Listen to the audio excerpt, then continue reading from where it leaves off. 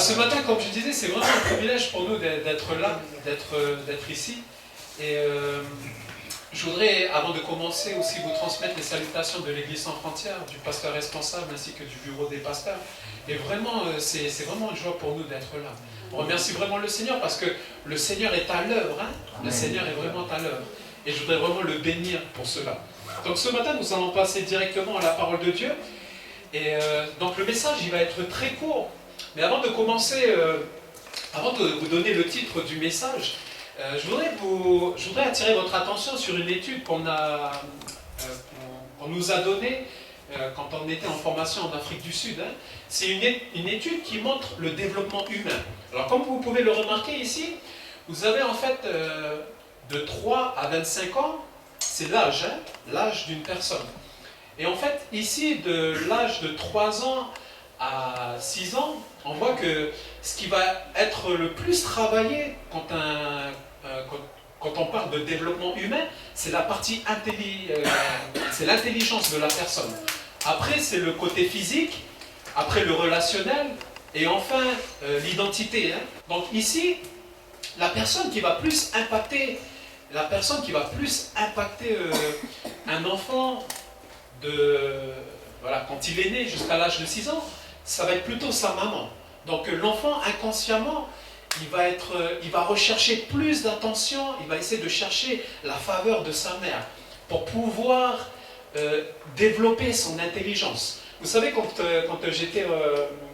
tous les ans, je pars un mois à Fidji pour diriger une école sur Fidji. Et j'ai un collègue qui travaille, hein, qui est sur Fidji. Et lui, j'étais vraiment impressionné parce que sa fille, elle a 1 an et demi. Elle a 1 an et demi, mais j'étais vraiment impressionné de voir sa fille parce que son papa, quand il lui montre un mot, ben elle, à son âge, à 1 an et demi, en fait, son papa, il avait les mots écrits, hein, genre éléphant, chat, maison, et elle pouvait montrer avec son doigt à quoi référer le mot. Et sa maman qui a fait des études dans tout ce qui est l'éducation de l'enfant, elle disait qu'à cet âge-là, de 3 ans à 6 ans, ou plutôt du moment où l'enfant est né jusqu'à l'âge de 6 ans, c'est le moment où l'enfant peut ingurgiter toutes sortes d'informations. Et c'est là qu'il grandit, qu'il développe son intelligence. Et je voudrais justement encourager tous les parents, vous voyez, si votre enfant se situe dans cet âge-là, s'il vous plaît, donnez-leur des paroles comme « tu es capable, tu es intelligent mon fils ». Parce que c'est ce genre de paroles que justement l'enfant a besoin. Mais après on voit ici qu'à partir de l'âge de 6 ans jusqu'à l'âge de 12 ans, ça va être plutôt la partie physique que l'enfant va développer, son côté physique. Et on va voir qu'ici, l'enfant va plutôt chercher à être impacté, ou va plutôt chercher la faveur de son papa. Et c'est pour ça que quand le papa n'est pas dans le foyer, il y a des fois un grand bouleversement dans la vie des enfants. Pourquoi? Parce que c'est le papa qui est supposé faire cet impact dans cette période de la vie d'un enfant.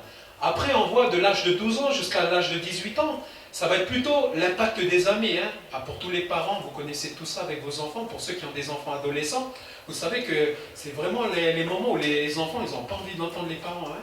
Vous avez beau dire quelque chose à vos enfants, les enfants vont vous écouter, mais arrivent à l'école, si voilà, il y a des fois où ils ne vous écoutent pas, ils vont faire carrément le contraire. Et c'est la période d'adolescence. Pourquoi? Parce que cette période-là, l'enfant, l'adolescent va être plus impacté ou va plus aller chercher la faveur de ses amis. Et c'est pour cela, je voudrais vous encourager, vous les parents, si vous avez du mal à parler à vos enfants pendant cette période-là, assurez-vous de son entourage. Faites en sorte que dans son entourage, il ait des amis qui vont l'impacter et qui vont le conduire sur un bon chemin. Et ensuite, on a ici, à partir de l'âge de 19 ans jusqu'à l'âge de 23 ans, c'est le moment où la personne va développer son identité. Il va chercher son identité et ça va être la culture. C'est dans l'environnement où il vit. Et pourquoi je vous montre cette étude-là? C'est parce que notre thème d'aujourd'hui, c'est être à la recherche de la faveur de Dieu. Amen. Être à la recherche de la faveur de Dieu. Vous voyez, c'est dans notre nature de chercher à être impacté par une personne. C'est dans notre nature, être humain, de chercher la faveur d'une personne. Mais ici, pour nous, en tant que chrétiens, à partir du moment que nous avons accepté le Seigneur dans notre cœur, il est important pour nous de chercher la faveur de Dieu. Qu'est-ce que ça signifie, chercher la faveur de Dieu? C'est chercher l'approbation de Dieu. C'est chercher, quand vous avez un projet, ou quand vous avez planifié quelque chose, de dire, Seigneur, moi je veux que toi tu valides ce projet-là. Je veux que toi tu sois dans ce projet-là. Et je voudrais vous dire, dès le début de ce message, si Dieu ne se trouve pas dans votre plan, si Dieu ne se trouve pas dans votre projet, abandonnez le projet. Si vous faites quelque chose et vous savez que ce n'est pas la volonté de Dieu, ne faites surtout pas cette chose-là. Cherchez en tant qu'enfant de Dieu toujours la faveur de Dieu. Essayez de plaire à Dieu. Vous savez, on vit dans un monde où le monde évolue à grande vitesse. J'étais en train de discuter avec mes frères et sœurs. Vous voyez, c'est impressionnant. Pour ceux qui sont sur Facebook, vous allez vous voyez, ma génération, quand j'étais à l'école, quand on prenait des photos, on était tous comme ça, tout droit avec le pouce ou les doigts. C'était vraiment simple, c'était vraiment carré. Je crois qu'avec la génération Pasteur Chambellan, c'était pire. Je crois que c'était bien droit, bien... Mais nous, déjà notre génération, nous, quand on prenait des photos, ben voilà, c'est tout de suite, tu vois, c'est le pouce, c'est le doigt avec le sourire, c'est vraiment simple. Maintenant, tu vois toutes les photos, tous les bras d'honneur des enfants. Le monde, il évolue tellement vite. Et pour eux, les choses que pour nous, à l'époque, c'était tabou, ben pour eux, c'est banal aujourd'hui. Pourquoi? Parce que le monde évolue à une grande vitesse, les informations vont à une vitesse qui est vraiment grande. Et si on ne fait pas attention, on va essayer de chercher à plaire à ce monde. Et quand on est, vous voyez, même ce matin, je donne un exemple simple. Quand vous êtes venu ce matin, est-ce que vous vous êtes dit, je vais venir dimanche parce que je veux rencontrer le Seigneur, parce que je sais que le Seigneur va me parler? Ou est-ce que c'est plutôt, aujourd'hui c'est dimanche, on a l'habitude, donc à partir de 8h, il y a la prière, 8h30, ah oui c'est vrai, moi je dois faire ça, oui je dois faire ceci, je dois faire cela, oui voilà, attends, ah oui c'est vrai, le pasteur est en train de parler, il faut bien vérifier qu'il termine à 10h, 10h15, parce qu'après il faut faire les marmites. Vous voyez, des fois ça devient tellement une routine qu'on oublie la vraie raison pour laquelle nous sommes venus ce matin. Et c'est quoi? Chercher à plaire à Dieu. Chercher l'approbation de Dieu. Chercher la faveur de Dieu. Donc ce matin, je veux simplement vous encourager dans ce monde qui évolue et qui cherche à plaire à je ne sais qui. Il est important pour nous, enfants de Dieu, de plaire au Seigneur. De chercher à plaire au Seigneur. Donc ce matin, je voudrais qu'on puisse tourner notre Bible dans 2 Chroniques, chapitre 5. À partir du chapitre 5, le verset 1, jusqu'au chapitre 6, verset 2. Ça va être une grande lecture, mais merci Seigneur. Même si c'est une grande lecture, la parole de Dieu nous dit que la parole est utile pour nous enseigner, nous corriger. Elle est puissante. Donc ce matin, je voudrais simplement nous resituer dans le contexte de cette histoire. C'est vrai que quand on lit le chapitre 5 et le chapitre 6 d'emblée, peut-être pour nous qui ne sommes pas familiers avec cette histoire, on ne comprend pas qu'est-ce qui se passe exactement. Mais juste pour nous resituer dans le contexte de cette histoire, en fait ici, il y a une chose qu'il faut comprendre, c'est qu'on voit dans cette histoire que Salomon avait construit le temple. Il avait construit le temple, mais au début, c'était son père, le roi David, qui devait construire. Mais Dieu lui a interdit à cause de ses fautes. Il lui avait interdit de construire le temple. Donc ici, dans cette histoire, on voit que c'est Salomon qui aura cette tâche. Mais il y a une chose qu'il faut savoir à propos de ce temple, c'est que ce temple faisait 2 fois la dimension du tabernacle. Alors c'est quoi le tabernacle? Le tabernacle, c'était une tente qui était divisée en 3 compartiments, les parvis, le lieu saint et le lieu très saint. Et le roi David avait eu cette idée justement, au lieu d'avoir cette tente, de construire un bâtiment qui sera stable, qui restera à un endroit bien précis. Donc là, ils vont construire le temple avec ces 3 compartiments, mais ils vont le construire 2 fois plus grand que le tabernacle. Donc ici, on voit dans notre lecture, dans 2 Chroniques, chapitre 5 et le chapitre 6, on voit dans la lecture que nous venons de faire que ce passage est divisé en fait en 4 parties. Il y a la partie où le temple il a été achevé. Après, il nous parle ici du rassemblement du peuple pour la fête. Donc, quand nous avons lu ce passage, on voit que le temple, ça y est, ils avaient terminé de construire le temple, mais après, il y aura un grand rassemblement justement pour fêter. Ensuite, il y a la troisième partie, le déplacement de l'arche de l'Alliance, et enfin la manifestation du Seigneur, hein, à la fin du chapitre 5. On va justement voir en détail ces 4 parties, justement pour comprendre c'est quoi rechercher la faveur de Dieu. Que veut dire rechercher la faveur de Dieu? Donc, dans la partie 1, l'achèvement du temple, hein, il y a une chose qu'on peut s'apercevoir, c'est que en lisant le passage, c'est que le temple était grandiose, il était majestueux. Et ça, on peut lire dans le chapitre 3 et le chapitre 4, juste avant de lire le passage que nous avons lu. Hein, la Bible va nous dire que, que le temple était composé de métaux précieux. Et vraiment, à cette époque-là, voir un temple de cette envergure, c'était vraiment impressionnant. Et vous voyez, c'était toujours dans les habitudes d'un empereur ou d'un roi, de toujours construire un grand édifice qui va avec sa notoriété. Et à cette époque-là, Salomon, il était vraiment, vraiment un grand roi. Il était reconnu pour sa sagesse. Et tout le monde le connaissait justement par rapport à ça. Et lui, pour aussi montrer la grandeur, la grandeur de son empire, ou plutôt de sa royauté. Quand je dis ça, c'est vraiment dans la perspective où il a été choisi par Dieu. Hein. Il n'était pas là pour se montrer lui-même, mais pour montrer la grandeur de Dieu. Il a fallu construire quelque chose de grand. D'où la construction du temple. Et c'est pour ça qu'en fait, le temple, il était grandiose et majestueux, composé de matières précieuses. Et une autre chose qu'on peut s'apercevoir, c'est que le temple devait correspondre au tabernacle. Hein. Il y a une chose qu'il faut savoir à propos du tabernacle.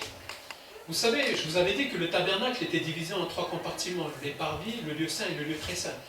Mais il faut comprendre que dans la mentalité des Hébreux, dans la mentalité du peuple de Dieu à l'époque, pour eux, le lieu très saint, c'était le lieu, pour eux c'était le ciel sur la terre. Pourquoi? Parce que c'était le seul endroit dans tout le monde où Dieu se manifestait. Vous voyez, les Hébreux étaient divisés en 12 tribus, hein, et il y avait la tribu des Lévites qui avait été choisie justement pour travailler à l'intérieur du tabernacle. Et parmi les Lévites, il y a une lignée, et c'est la lignée d'Aaron, hein, la lignée d'Aaron, et c'est la lignée d'Aaron justement où vous allez retrouver tous les sacrificateurs, les grands sacrificateurs. Et il y avait seulement le grand sacrificateur avait le droit de rentrer dans le lieu très saint. Et quand vous allez étudier la tenue du grand sacrificateur, vous allez voir que quand la Bible décrit son habit, ils vont dire qu'il y a des cloches, hein, des toutes petites cloches qui sont situées sur son vêtement en bas de la tunique. Pourquoi? Parce que quand le grand sacrificateur rentrait dans le lieu très saint, il rentrait avec une corde attachée.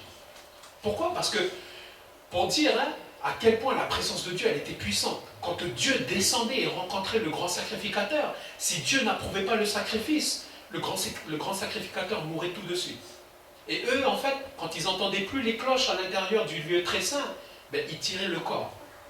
Et c'était rare hein, que ça se passe de cette manière-là. Mais c'est simplement pour vous dire à quel point il était important de construire le temple exactement comment Dieu voulait que ça soit. Donc, dans la mentalité des Hébreux, dans la mentalité du peuple juif, le lieu très saint était considéré comme l'endroit, le ciel sur la terre, hein, entre guillemets. Le ciel sur la terre, là où Dieu rencontre son peuple au travers du grand sacrificateur. Et moi, ce qui me plaît en fait dans la construction du temple, quand vous allez lire dans Exode, quand le tabernacle, la grande tente avait été construite, mais aussi quand le temple avait été construit. Vous savez, la Bible a dit comme ça que Dieu avait donné son esprit à des artisans pour construire. Vous savez, Dieu n'a pas dit, ok, allez construisez. Il n'a pas seulement fait ça. Il a appelé et il a équipé. Il a équipé au travers de son esprit. Pourquoi? Parce que, vous voyez, il voulait que les artisans fassent exactement ce qu'il voulait. à l'intérieur. D'où le fait de recevoir l'Esprit de Dieu. Et ça, c'est déjà un encouragement pour nous, enfants de Dieu, parce que vous savez, si vous voulez faire exactement ce que Dieu veut, qu'il veut, il est important d'avoir l'Esprit de Dieu, de marcher selon l'Esprit de Dieu. Et vous savez, dans l'Ancien Testament, seulement quelques personnes avaient reçu l'Esprit de Dieu, mais aujourd'hui, avec la descente du Saint-Esprit, nous tous, nous avons la possibilité de marcher avec l'Esprit du Seigneur. Et je voudrais simplement vous encourager, quand nous sommes là à chercher à plaire au Seigneur, ne cherchez pas à plaire avec votre propre force, à essayer de plaire au Seigneur par votre, avec votre propre sagesse, mais soyons remplis de l'Esprit de Dieu. Parce que la parole de Dieu nous dit dans Corinthiens que l'Esprit de Dieu sonde les profondeurs de Dieu. Et si nous voulons toucher le cœur de Dieu, nous avons besoin d'être remplis de l'Esprit de Dieu. Et là, pour faire, justement, pour achever le temple, il a fallu que certaines personnes, notamment les artisans, soient remplis de l'Esprit de Dieu. Ensuite, la deuxième partie du passage que nous avons lu nous parle du rassemblement du peuple. Je vais lire le verset 2 et le verset 3 du chapitre 5. La Bible nous dit « Alors Salomon assembla à Jérusalem les anciens d'Israël et tous les chefs des tribus, les responsables de famille des Israélites, pour faire monter l'arche de l'alliance de l'Éternel depuis la cité de David, qui est Sion. Tous les hommes d'Israël s'assemblèrent auprès du roi pour la fête, celle du 7e mois. » Ici, dans les versets que nous avons lus, en fait, on peut voir que après l'achèvement du temple, toutes les autorités étaient réunies. La Bible va nous dire qu'il y avait le roi Salomon qui représente un peu l'autorité politique et exécutive, c'est lui qui donne les ordres. Mais il y avait aussi les anciens d'Israël. Et ça, c'est les autorités religieuses, mais aussi traditionnelles. Et après, la Bible va nous dire qu'il y avait les chefs de tribus, les princes des familles des Israélites. Ça, c'est les autorités familiales. Mais voyez, ce qui est intéressant ici, quand il y a le rassemblement du peuple, malgré la grandeur du temple, imaginez un temple où c'est que de l'or, métaux précieux, diamants, toutes les pierres précieuses. Mais toutes les personnes étaient rassemblées. Mais ce n'était pas vraiment pour le temple. C'était la raison pour laquelle le temple avait été construit. Et c'est pourquoi? C'est pour Dieu. Donc ici, ce n'est pas l'inauguration du temple qui les ont rassemblés, mais la présence et la venue de Dieu dans le temple. Et c'est pour ça que toutes ces personnes étaient rassemblées. Donc le danger, c'est de croire que le peuple qui se rassemblait pour le nouveau bâtiment, se rassemblait justement pour l'inauguration. Non, c'est le déplacement de l'arche de l'Alliance du temple du tabernacle vers le temple qui attirait toute leur attention. En fait, ici, quand vous allez lire, quand on a lu le passage, la Bible elle nous dit qu'il y avait l'arche de l'Alliance qui se déplaçait au milieu des autorités pour rentrer dans le temple. Et en fait, pour eux, c'était ça le plus important. Pourquoi? Parce que l'arche de l'Alliance représentait la présence de Dieu. Donc malgré la grandeur du temple, la beauté du temple, pour eux, ils n'étaient toujours pas satisfaits. Il manquait quelque chose. Ils ne pouvaient pas commencer la célébration. Ils étaient là à attendre quelque chose de beaucoup plus grand. Et c'était quoi? C'était la rentrée de l'arche de l'Alliance dans le temple. Donc ici, on voyait que toutes les autorités étaient rassemblées. Et ensuite, la troisième partie du passage que nous avons lu parle du déplacement de l'arche de l'Alliance. Donc tout à l'heure, je vous avais dit que seulement les Lévites avaient été la tribu qui avait été choisie pour travailler à l'intérieur du temple. Non seulement ça, mais ils étaient seulement la seule tribu aussi qui avait été choisie pour porter l'arche de l'Alliance. C'était la tribu qui avait été consacrée par le Seigneur. Et vous savez, vous allez lire dans l'Ancien Testament, quand Dieu donne des directives, il est important de suivre à la trace ce que Dieu dit. Quand Dieu avait consacré les Lévites pour porter l'arche de l'Alliance, ça veut dire que c'est seulement les Lévites qui peuvent porter. Vous allez voir, il y a une histoire où il y a quelqu'un qui a justement voulu aider. Il y avait un moment où les Lévites, ils étaient là à porter l'arche de l'Alliance, et l'arche de l'Alliance a basculé sur le côté. Et cette personne-là, peut-être son motif était bon, il a voulu justement aider les Lévites, mais il ne faisait pas partie justement de cette tribu-là. Il a touché l'arche de l'Alliance, la Bible nous dit qu'il est mort tout de suite. il est mort tout de suite. Pourquoi? Parce que ce n'était pas son rôle. Et c'est vrai que quand on écoute ça, quand on lit ça, ça vous fait un peu ouh là là. Vous voyez, vraiment, aujourd'hui, on vit dans la grâce de Dieu. On vit vraiment dans la grâce de Dieu. Mais c'est simplement pour vous encourager. Vous voyez, notre Dieu, c'est un Dieu d'ordre. Notre Dieu, c'est vrai que notre Dieu, c'est un Dieu où, vous voyez, malgré nos iniquités, malgré notre péché, malgré ce que nous faisons, malgré nos faiblesses, Dieu nous pardonne, Dieu est fidèle. Amen. Mais il est important aussi pour nous de comprendre que notre Dieu, c'est un Dieu d'ordre et que c'est un Dieu de justice. Et dans notre manière de le servir, d'avoir ça en tête. Et ici, justement, la Bible nous dit que les Lévites, ils étaient là à porter l'arche de l'Alliance pour l'amener dans le temple. Ensuite, la dernière partie, je voudrais juste nous parler de ce passage, parce que c'est vraiment le passage qui nous intéresse ce matin. Je vais lire le verset 13, le verset 11 au verset 13 du chapitre 5. La Bible nous dit: au moment où les sacrificateurs sortirent du lieu saint, car tous les sacrificateurs présents s'étaient sanctifiés sans observer l'ordre des classes, et tous les Lévites qui étaient chantres, Asaph, Éman et Doutoun, leurs fils et leurs frères revêtus de bisus, se tenaient à l'est de l'autel avec des cymbales, des luttes et des harpes, et avaient auprès d'eux 120 sacrificateurs sonnant des trompettes. Et lorsque ceux qui sonnaient des trompettes et ceux qui chantaient s'unissaient d'un même accord pour louer et célébrer l'Éternel, firent retentir les trompettes, les cymbales et les autres instruments, et louèrent l'Éternel par ses paroles, car il est bon, car sa bienveillance dure à toujours. En ce moment, la maison de l'Éternel fut remplie d'une nuée. Les sacrificateurs ne purent pas y rester pour faire le service à cause de la nuée, car la gloire de l'Éternel remplissait la maison de Dieu. Le temple a été achevé, le temple est grand et merveilleux. Il n'y a aucun temple qui peut comparer ce temple, mais on n'est toujours pas satisfait. Ils n'étaient toujours pas satisfaits. Toutes les autorités étaient rassemblées, autorités politiques, religieuses, familiales. Toutes les autorités étaient présentes. Ils n'étaient toujours pas satisfaits. Il y avait la tribu des Lévites. Tous les Lévites étaient là, les grands sacrificateurs étaient là, les sacrificateurs étaient là. Ils n'étaient toujours pas satisfaits. C'est seulement quand l'arche de l'Alliance, qui représente la présence de Dieu, avançait tout doucement vers le temple, vers le lieu très saint. C'est seulement à ce moment-là que le peuple a commencé à se réjouir. Pourquoi? Parce que l'arche de l'Alliance représentait la présence de Dieu.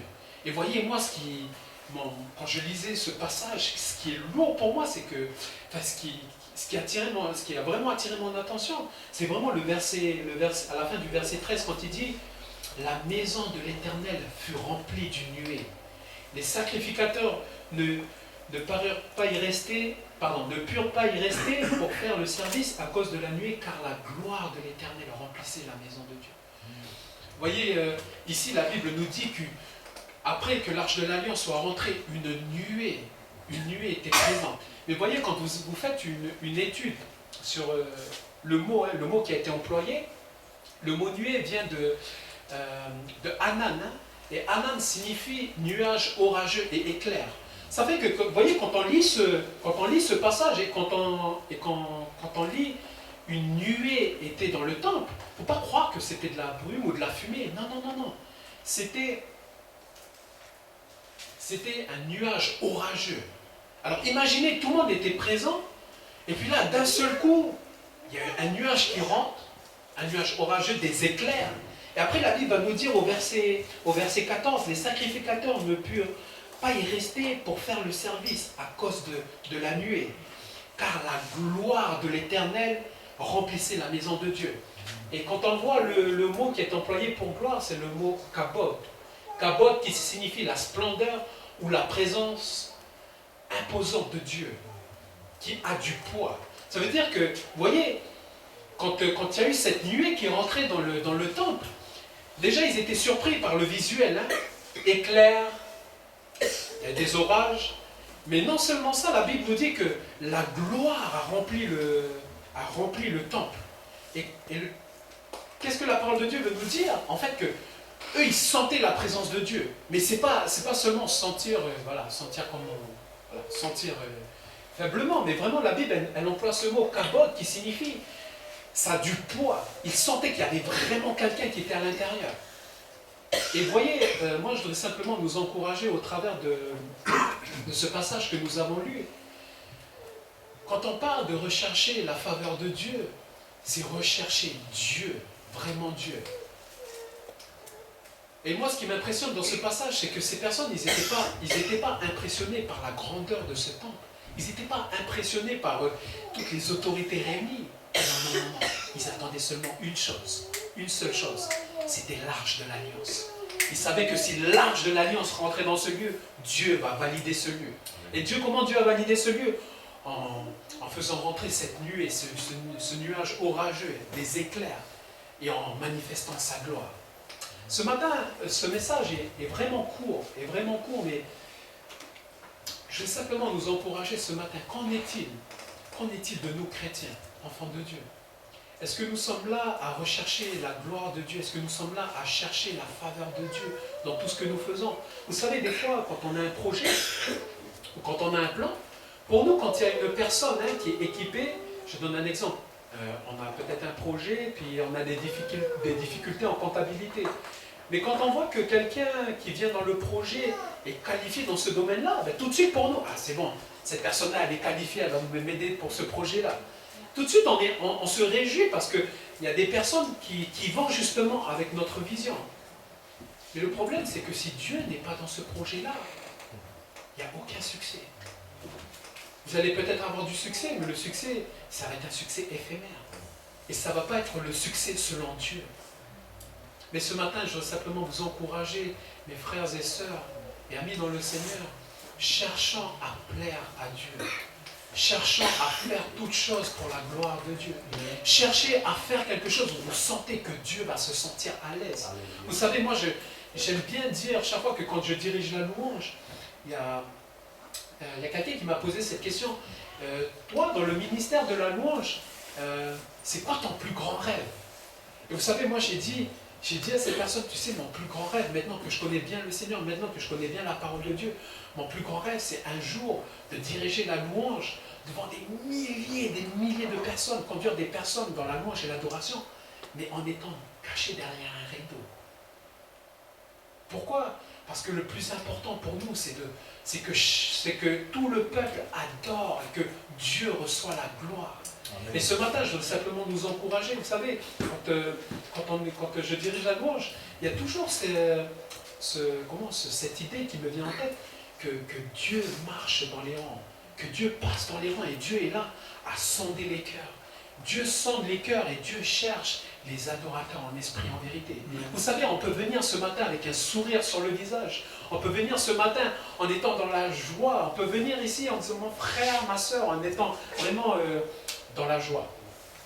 Mais on peut être tellement loin de Dieu.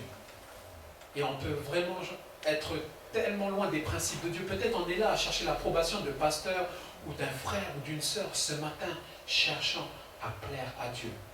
Si les autorités est dans votre plan, ne soyez pas satisfaits.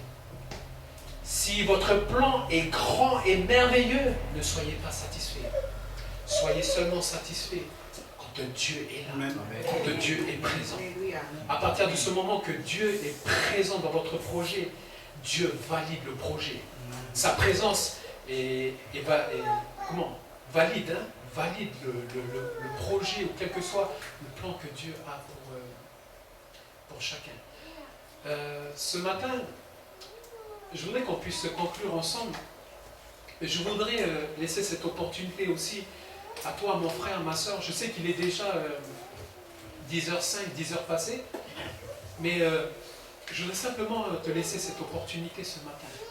Si tu sens que tu t'es peut-être éloigné du Seigneur, ou si tu sens ce matin que tu as besoin de revenir vers le Seigneur, ou tu as un projet peut-être ce matin, et tu dis, Seigneur, j'ai besoin de toi. J'ai besoin que de toi dans tout ça. Ou tu passes des moments difficiles avec ta famille et que tu cherches une solution. Dis ce matin, Seigneur, j'ai besoin de toi. Je veux que ta présence valide mon foyer. Je veux, Seigneur, que ta présence valide mon travail. Je veux, Seigneur, que ta présence valide mon église. Je veux, Seigneur, que ta présence valide mes actions. Ce matin, nous allons passer un temps. Et je ne vais pas te demander de t'avancer, mais simplement de lever la main. De lever la main là où tu es. Ou pour être plus simple, te demander de te lever là où tu es. Et je vais demander aux pasteurs qui sont ici de simplement prier pour ces personnes qui vont se lever. Pendant que nous allons chanter un chant, pendant que nous allons continuer à louer le Seigneur, à adorer le Seigneur. Il est là, Dieu est là,